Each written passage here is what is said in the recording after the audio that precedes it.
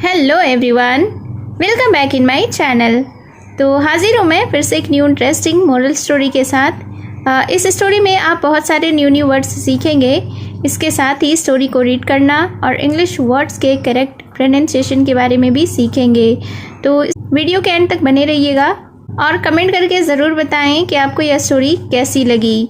तो चलिए स्टार्ट करते हैं आज के यह इंटरेस्टिंग मोरल स्टोरी। आज के स्टोरी का टाइटल है cherries in mud.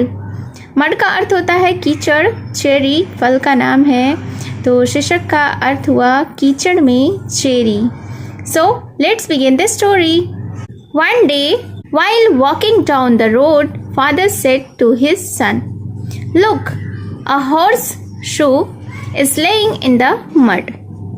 One day यानी कि एक दिन, वाइल यानी कि दौरान, वॉकिंग वॉक का अर्थ होता है चलना, रोड यानी कि सड़क, सेड यानी कि कहा, सन का अर्थ होता है पुत्र या बेटा, लुक का अर्थ होता है देखना, हॉर्स शू का अर्थ होता है घोड़े की नाल, मड यानी कि कीचड़।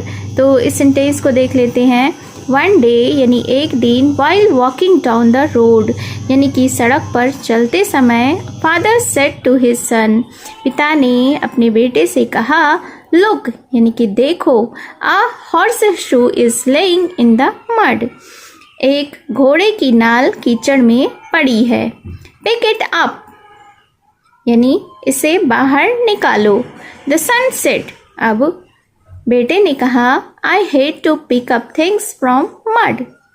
हेट का अर्थ होता है नफरत करना या पसंद ना करना, थिंग्स यानी चीज़ें। तो बेटे ने अपने पिता से कहा कि I hate to pick up things from mud यानी कि मुझे कीचड़ से चीज़ें उठाना पसंद नहीं है।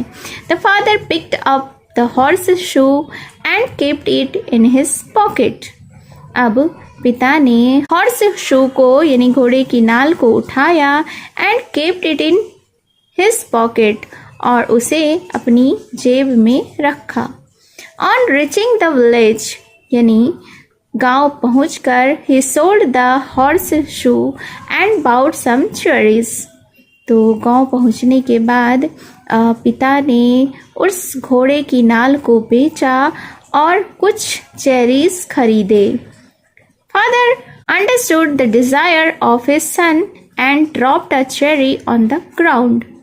अब understood यानी कि समझा, desire यानी इच्छा, ग्राउंड का अर्थ होता है ज़मीन। तो फिर उसके बाद क्या हुआ? Father understood the desire of his son यानी कि पिता को अपने बेटे की इच्छा समझ आई, यानी कि पिता ने अपने बेटे की इच्छा को समझा। And dropped a cherry on the ground और एक चेरी को ज़मीन पर गिरा दिया। The son picked it up, washed it and ate it up. अब बेटे ने इसे उठाया, इसे धोया और इसे खा लिया। Then father said to him, तब पिता ने उससे कहा, sometimes even small things cost much. Sometimes का अर्थ होता है कभी कभी, स्मॉल थिंग्स यानी छोटी चीज़ें, कॉस्ट यानी कि कीमत, मच का अर्थ होता है अधिक। तो फिर पिता ने अपने बेटे से कहा कि sometimes even small things cost much यानी कि कभी कभी छोटी छोटी चीज़ें भी बहुत महंगी पड़ जाती हैं। This cherries are here because of that horse shoe that you refuse to pick up from the mud. और आगे पिता ने अपने बेटे से कहा कि दिस चेरीज आर हेयर, ये चेरीज यहाँ हैं, because of that horse shoe, उस घोड़े की नाल की वजह से, that you refuse to pick up from the mud जिसे तुमने कीचड़ से उठाने से मना कर दिया था। The son understood what is his father meant यानी कि द सन अंडरस्टूड यानी बेटे को समझ आ गया कि What his father meant कि उसके पिता का क्या मतलब था। Moral of the story is little things cost much. Little का अर्थ होता है छोटा या थोड़ा, things यानी कि चीज़ें, cost यानी कीमत, much का अर्थ होता है अधिक।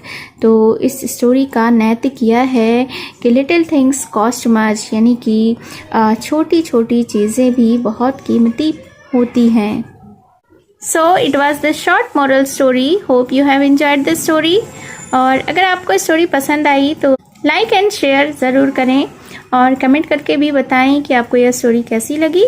और अगर आपने अभी तक मेरे चैनल को सब्सक्राइब नहीं किया है तो जल्दी से चैनल को सब्सक्राइब कर लें और बेल का आइकन भी हिट कर दें। और अगर आप मुझे फेसबुक पर वॉच कर रहे हैं तो फॉलो ज़रूर करें। तो मिलती हूँ मैं फिर से एक न्यू इंटरेस्टिंग मोरल स्टोरी के साथ। Thank you for watching.